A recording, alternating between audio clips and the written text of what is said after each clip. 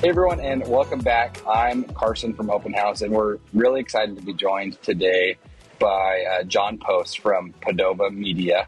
And John's joining us from Vancouver, Washington, not Vancouver, Canada. I made that mistake earlier. John's coming to us from Vancouver, Washington, and just really, really grateful to have some of his time. What we like to do in these conversations is just basically spend time chatting amongst our peers in the industry, and we want to kind of learn together and grow together from each other's businesses and kind of perspectives on the 3D capture space as well. So John's built a great business in Vancouver, Washington with Padova Media, and anyways, just wanted to meet him and get to know him a little bit more. So John, I'll give it to you. Why don't you give us kind of an introduction and a background of yourself and Padova?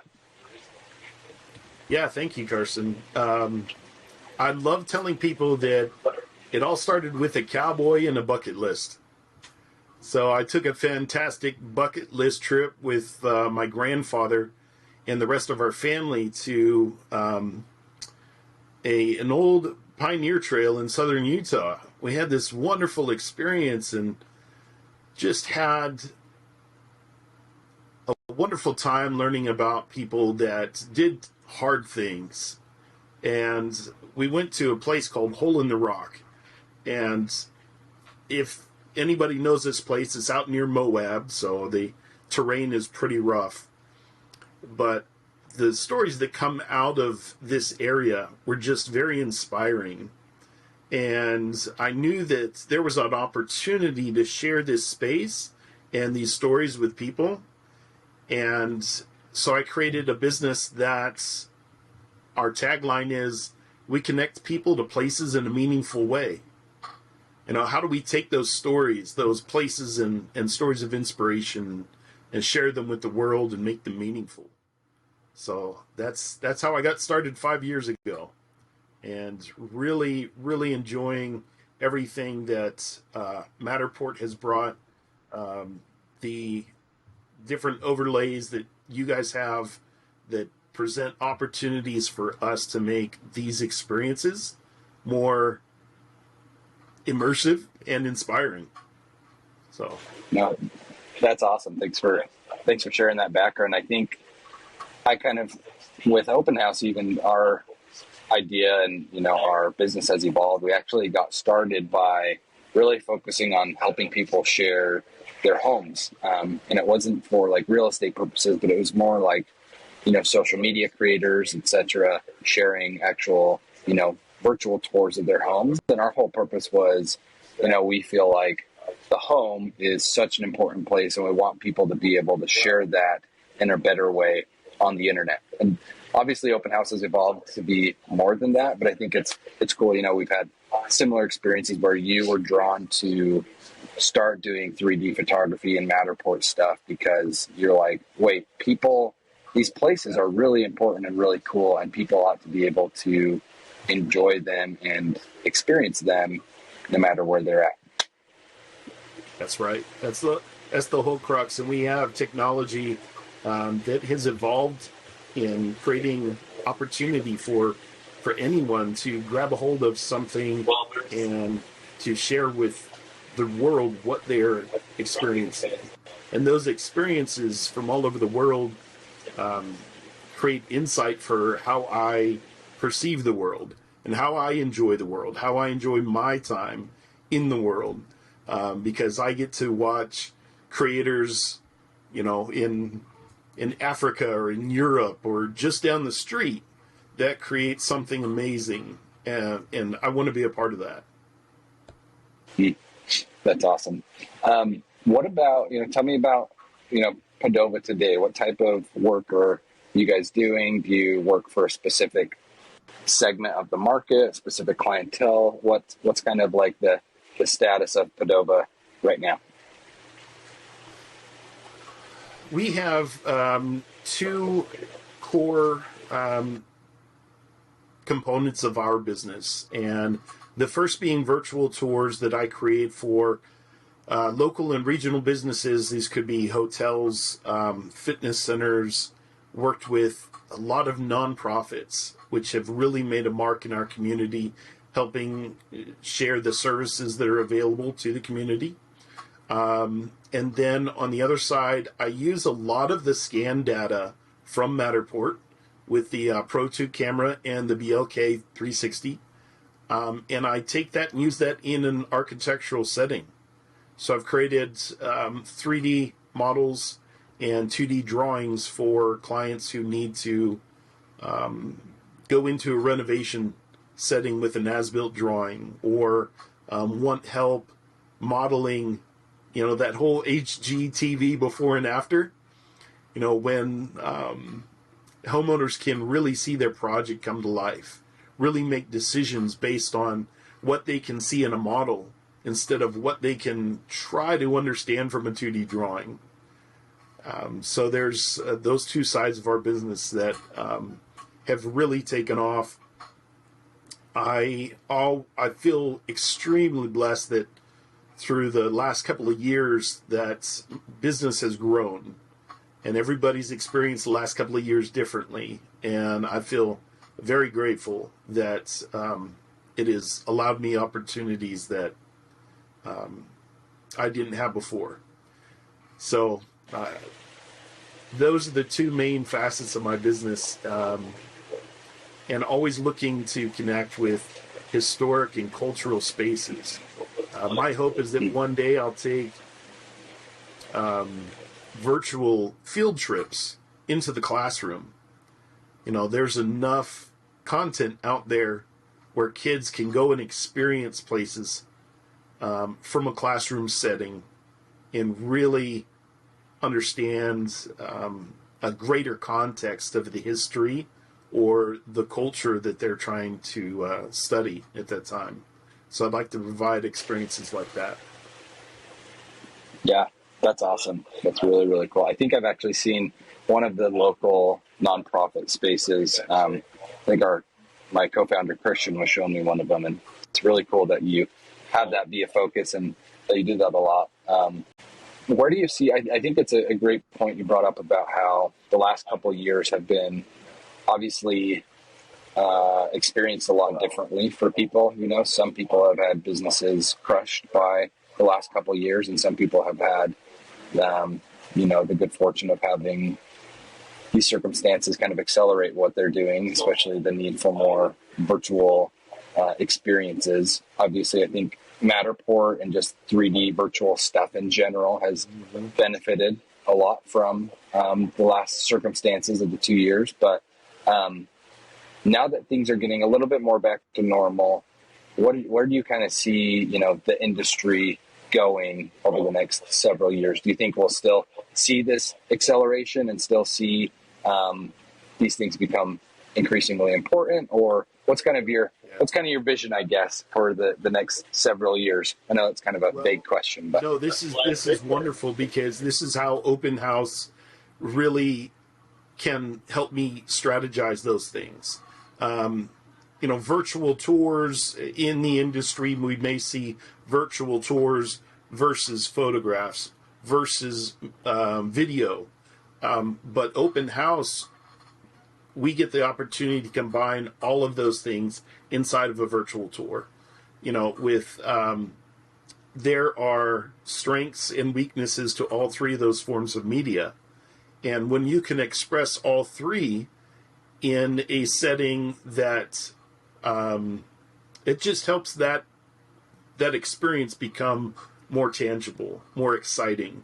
So one of the tours that you guys produced that I saw, the aquarium, and just a fantastic setting. And so when you're walking through, you get to see some of that video of the aquarium. You get to experience that story about the trying to curb the plastic use in our area and around the world. So those forms of media that you guys give me the opportunity to use is going to assist my clients in making decisions that will not only set them apart from their competitors, but make their return on investment that much more powerful. So I can see that growing technology and what you guys are doing really propelling this industry forward over the next, I mean, we've got a bright future, and I'm excited about it. And you guys are doing amazing things. I'm really excited to be working with you. So. Yeah, no, we're happy that we're connected and working together as well. I think when you mentioned the virtual, field trips, focus that you'd love to do over the, next several months or years, I think that kind of is a good example of where the industry should be going, because although I think we did see an acceleration in, the need for Matterport and for virtual experiences with COVID-19, I still think that people now realize, like, okay, I can actually, in a way, virtually experience, places that I really may not ever have the chance to travel to. And what we're trying to do at Openhaus, but then also on your end, scanning for clients and getting more businesses, we're trying to make these incredible places accessible to the world. And not just in like a, kind of a blank Matterport way, but in a way that's actually engaging and as close to being there in person as possible, and as educational and engaging as possible. So I just don't think we're going to go back from that. I think we're going to see more and more people realizing, oh, wait, like my classroom, I can take them virtually inside of this historical site. Or when we're planning a construction project, we can, all huddle together inside of a virtual space, which is much more cost effective than us all traveling there. I think the efficiency and the experience, the engagement, I think, is something that people will hang on to for sure. Yeah, I see every time that I find a virtual tour online, even if it's produced by a competitor, I get excited, because that means that we are doing the right thing. People in general are beginning to know what virtual tours are and what they can do. So there's opportunities there that I get excited about, because we're getting over that hurdle of people knowing what a virtual tour is. We're getting past that. And that's been the biggest thing up until this point. And I like telling people, it's not just for real estate anymore. We've got such a powerful tool, and Matterport does an amazing job of making that massive first step. But I gotta say, a blank Matterport tour is not real sexy. We can do so much more with it, and that's what really impresses me about what you guys are doing at Openhaus. You're making it more, creating better opportunities for that starting point. Definitely. Yeah, Matterport's created an incredible canvas, if you will, a great, just incredible base layer technology for us to build, just a variety of different experiences. And on that note too, where you talk about how it's not just for real estate anymore, I think what we've seen internally as we've viewed engagement metrics and how people interact with spaces is that people are spending a lot longer in non-real estate tours than real estate tours.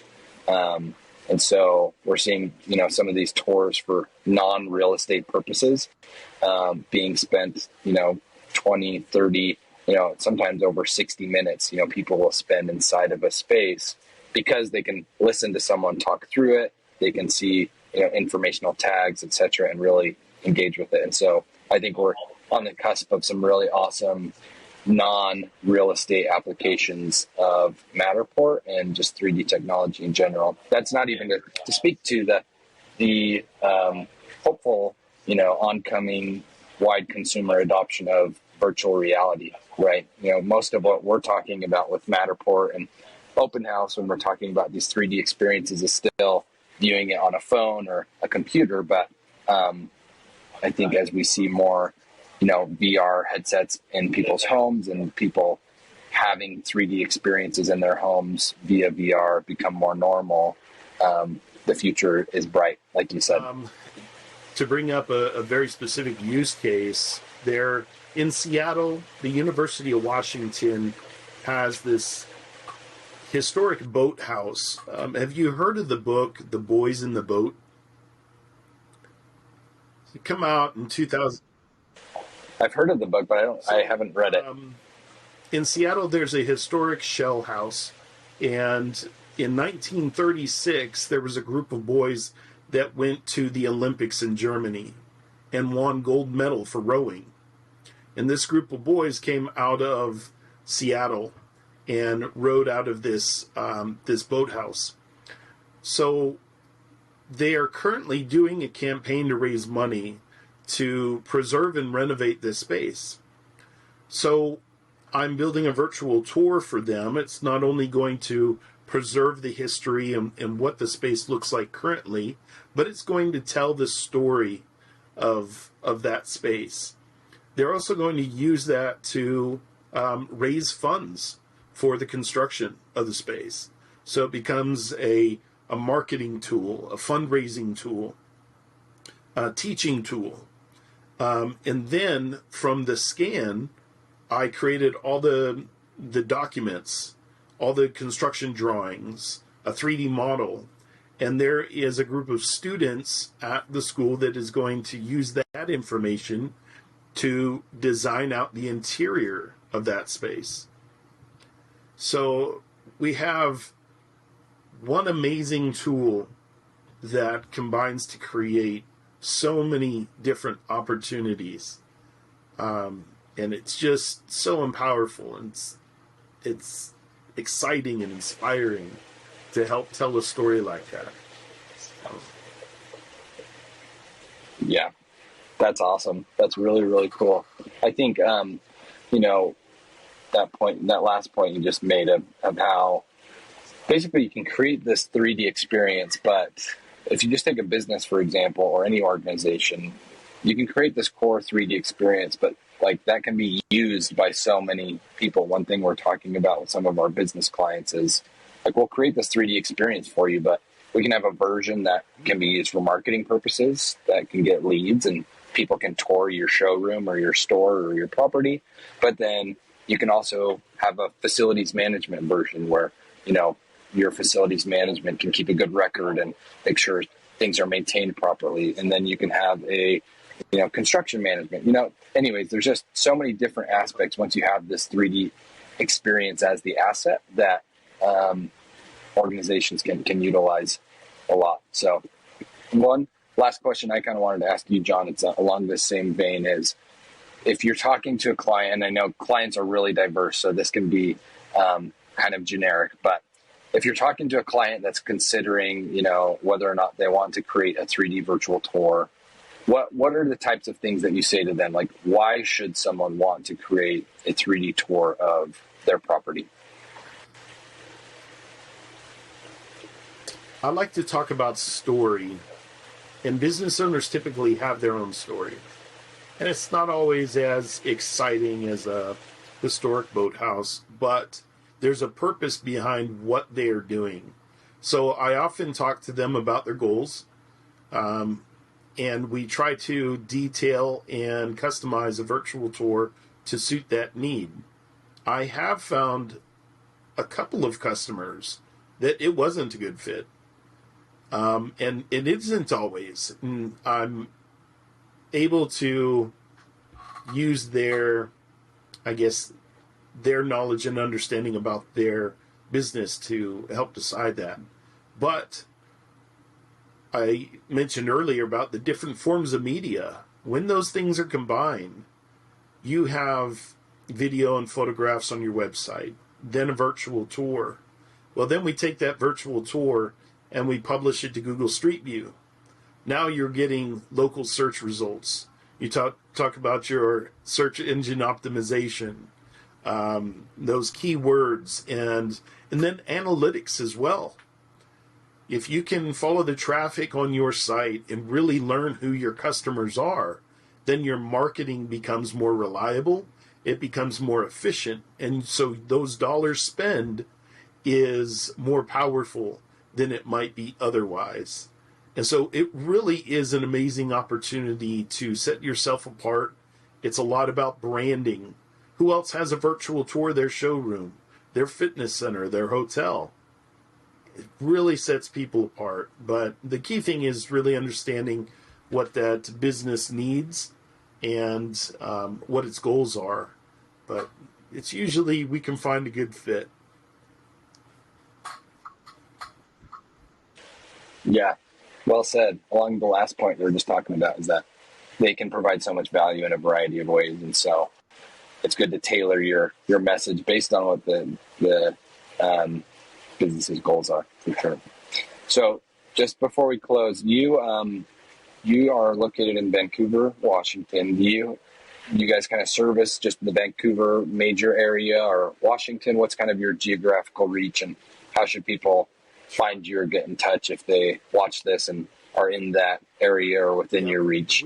How can people find you? Service the entire region, so all of Washington, Oregon, parts of northern Idaho, and happy to help serve any customers. We're part of a national network of reality capture experts and can serve projects throughout the country. So happy to help at padovamedia.com. Happy to answer questions, info@padovamedia.com. And I'd love to hear everybody's story.